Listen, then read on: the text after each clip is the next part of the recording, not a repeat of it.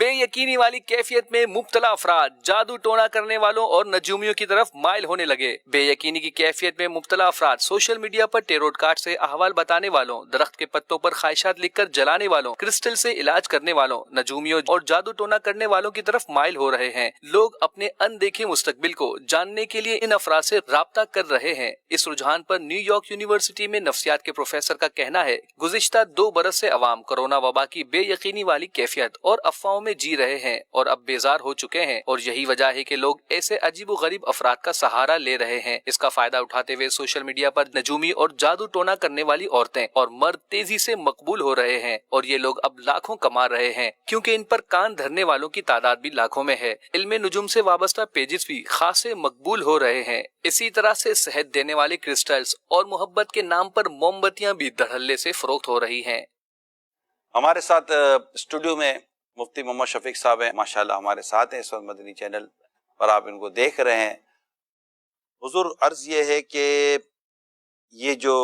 بے چینی کی وجہ سے، پریشانی کی وجہ سے، روزگار ہے، اب کیا ہوگا، اب کیا ہوگا، کاروبار کا کیا ہوگا، گھر بار کا کیا ہوگا،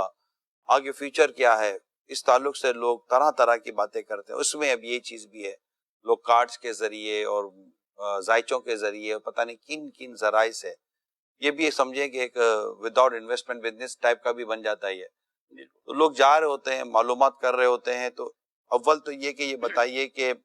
یہ جو معلومات لیتے ہیں لوگ، نجومی کے پاس بھی جاتے ہیں، کاہن بھی، اس میں ایک ورڈ استعمال کیا جاتا ہے، یہی نا، یہ اس طرح کی چیزیں کہ ہمارا کیا ہوگا، اور ان سے خبر لینے کی کوشش کرتے ہیں، پھر اس کے مطابق وہ اپنی پلاننگ بھی بنانے کی کوشش کرتے ہیں، اور ان سے پوچھتے بھی نہیں ہے کہ تم کو تمہارے بارے میں کیا پتا ہے، جن سے یہ پوچھ رہے ہوتے ہیں۔ تو آپ کیا فرماتے اس حوالے سے؟ بسم اللہ الرحمن الرحیم۔ روایات کے اندر یہ بیان کیا گیا جس سے ہمیں بالکل واضح طور پہ یہ پتہ چلتا ہے کہ یہ ابھی سے نہیں بلکہ رسول اللہ صلی اللہ علیہ وسلم کے زمانے، بلکہ ان سے پہلے بھی لوگ اس طرح کی یہ خرافات میں، اور کاہنوں کے پاس جانا، عراف بھی کہا جاتا ہے، ان کے پاس جاتے اور باقاعدہ یہ اپنے مستقبل کے بارے میں آگے کیا ہونا ہے اس کے حوالے سے ان سے کچھ معلومات لیتے اور پوچھتے۔ عہد مسلم ہر مسلمان کو سب سے پہلے تو اس چیز کے اندر اسلامی کیا نقطہ ہے، اسلامی اس طور پر کیا نظریہ، اور ہمیں اسلام کی تعلیمات کیا ہیں وہ دیکھنی چاہیے۔ سب سے پہلے رسول اللہ صلی اللہ علیہ وآلہ وسلم نے یہ بات ارشاد فرمائی کہ من اتا کاہنن، جو کسی کاہن کے پاس جائے، اور بعض روایت میں عرافن، ایسے کسی شخص کے پاس جائے اور اسی سے کسی کی چیز کے بارے میں پوچھتا ہے، اور پوچھنے کے بعد اس کی سوچ یہ ہو جاتی ہے فصدقہ بما یقول، جو وہ کہتا ہے اس کی تصدیق وہ کرتا ہے، تو آپ صلی اللہ علیہ وسلم نے ارشاد فرمایا فقد کفر بما نزل علی محمد، جو کچھ محمد صلی اللہ علیہ وسلم پر نازل ہوا اس آدمی نے کفر کیا، ان احکامات کو کفر کیا، گویا کہ اس شریعت کے حوالے سے ان چیزوں کا اس نے کفر کیا، انکار کر دیا کہ وہ ایسے کاہنوں کو، نجومیوں کو یہ عقیدہ رکھتا ہے، اعتقاد رکھتا ہے کہ یہ جو بتا رہا ہے یہ ایسا ہی ہے اور یہ سچ بتا رہا ہے۔ تو یعنی کتنی گویا کہ بڑی آفت میں آدمی پڑ جاتا ہے کہ بظاہر اپنی دنیا کی کچھ معلومات لینے کے لیے بھی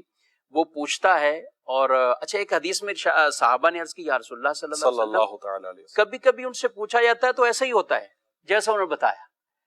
تو آپ صلی اللہ علیہ وسلم نے ارشاد فرمایا کہ کچھ ایسے جنات ہیں جو آسمانی خبریں، فرشتوں کی کوئی بات کو سنتے ہیں اور وہ اس کے اوپر ڈالتے ہیں، اور یہ 100 جھوٹ، باقاعدہ حدیث میں میات ان کے الفاظ ہیں کہ 100 جھوٹ اس کے ساتھ ملا کر آگے لوگوں تک وہ بات پہنچا دی جاتی ہے۔ اور جنات کی شرارت ہے، جنات کی شرارت کہ جو فرشتے آپس میں گفتگو کر رہے ہوتے ہیں، کلام کر رہے ہوتے ہیں کسی چیز کے بارے میں، کیونکہ ہمارا تو یہ ایمان ہے کہ اللہ تعالیٰ نے ہر چیز مقدر فرما دی ہے۔ آدمی ماں کے پیٹ میں ابھی اس کی ولادت نہیں ہوتی، ابھی اس کے اندر جب روح پھونکی جا رہی ہوتی ہے، تو جب اس وقت اس کے لیے موت، زندگی اور اس کا رزق اور اس کا شقی ہونا اور سعید ہونا سب کچھ لکھ دیا جاتا ہے۔ تو جب یہ عہد مسلم ہمیں یہی کہ جتنا ہمارے مقدر میں ہے، جو کچھ ہے ہمیں اس پر رہنا چاہیے،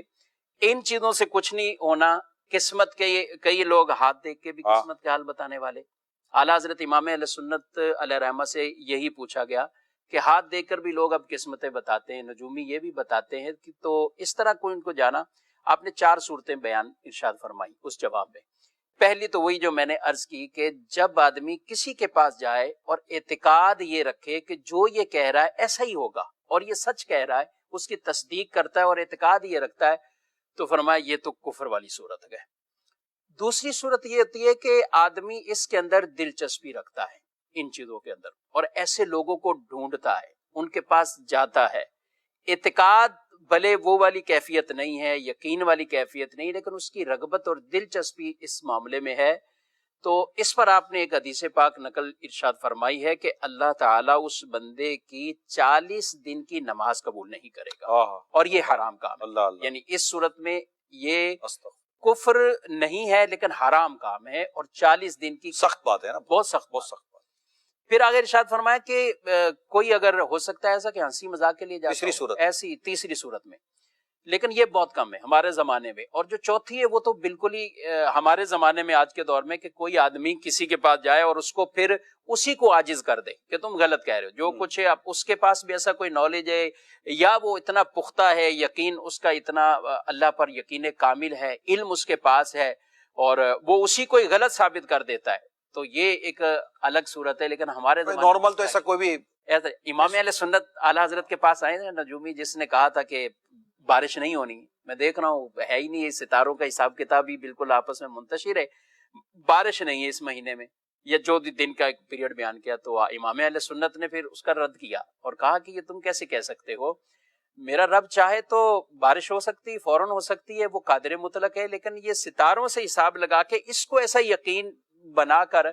اور یہ بیان کرنا، فرمایا یہ ٹھیک نہیں۔ تو اس نے کہا کہ ایسا کیسے ہو سکتا ہے؟ پھر یہ دیکھیں تو آپ نے اپنے پاس ہی جو گھڑی تھی، پہلے زمانے گھڑی اس کا شیشہ وغیرہ نہیں ہوتا، اور جب 12 بجتے تو ٹن ٹن بھی ہوتی، فرمایا کتنے بجنے کا؟ اتنا ٹائم ہے،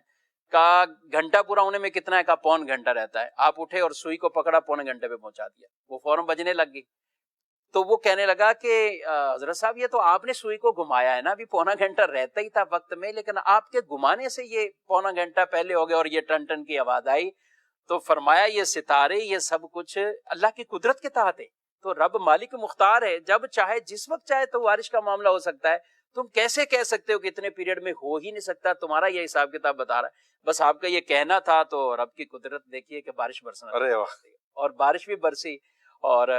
یہ آپ نے اس کو عاجز کر دیا۔ تو آپ نے اپنے فتاوی میں یہ ایک صورت بھی بیان کی، لیکن فی زمانہ اس طرح کے ایک عام آدمی کے لیے یا تو لوگ جو پریشان ہیں نا، اصل میں باتیں کچھ اس طرح کی ہو رہی ہوتی ہیں، کہیں بیٹھے ہیں، مارکیٹ میں جائیں، گھروں میں بیٹھے ہیں، ایک بے چینی، یار پتہ نہیں کیا ہوگا، یار کیا ہوگا، جیسے کورونا کی وجہ سے ہو ہی رہی ہے، ایک تو ایک ورڈ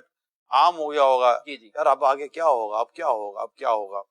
کیا ہوگا، کیا ہوگا، میں کوئی کہہ دیتا ہوگا بھائی یہاں چلے جاؤ، وہاں چلے جاؤ، اس سے معلوم کر لو، یار یہاں تو اب پتہ نہیں جاب کا کیا ہوگا، تو میرا فلاں کا کیا ہوگا،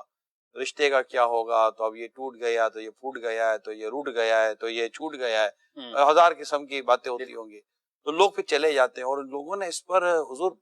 بہت آفیسز بنائے ہوئے ہیں اپنے، جی بالکل، شاید ہمارے یہاں اس کو اتنا ماڈرنزم یا اتنا گلیمرائز یا اتنا اس کو ہائی فائی نہیں کیا گیا ہو، مجھے نہیں پتا، لیکن مجھے یو کے کا اور دیگر ممالک کا پتا ہے، وہاں تو اس کو بہت زیادہ ایک وہ پروفیشنل ہو کر ایک بڑا آفس، یہ تو وکلا کے وکیلوں کے آفس اور ڈاکٹروں کے ہوتا ہے چیمبر، اس طرح ان کے سنا ہے کہ اس طرح کے چیمبر ہوتے ہیں، اور کمپیوٹر پہ بیٹھ کر اور لیپ ٹاپ کھول کر اور پتہ نہیں کیا کیا یہ کر رہے ہوتے ہیں۔ تو آپ نے ماشاءاللہ اس میں جو رہنمائی فرمائی ہے، اس میں یہ دنیا بھر کے عاشقان رسول سے میں یہ عرض کروں گا کہ مہربانی کریں، اس حوالے سے جو شریعت و دین کے احکام ہیں اس کو سمجھیں اور ان لوگوں سے اپنی جان چھڑائیں۔ یہ ہمارے توکل کی کمی ہے، اللہ پر جو بھروسہ ہونا چاہیے اس کی کمی ہے،